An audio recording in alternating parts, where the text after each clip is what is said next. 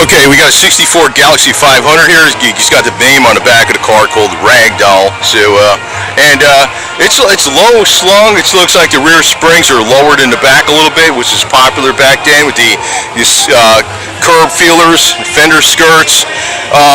It's got that speaker in the back, and obviously we got some music playing back here, so let's see what happens. Looks like he's got a little vent blower back there. The hood's not open, but he's got it looks like a what do you call it, a dice type of air vent blower or something with the air conditioner in conjunction with it. It's got gold piping on the seats, and I'm trying to talk over this music here because you know what happens with YouTube and Ragdoll with the very nice car, man. Very nice. Looks like it's all slicked out, man. Custom vehicle, huh? Custom to the max. So this is how they used to do a lot of these cars back then.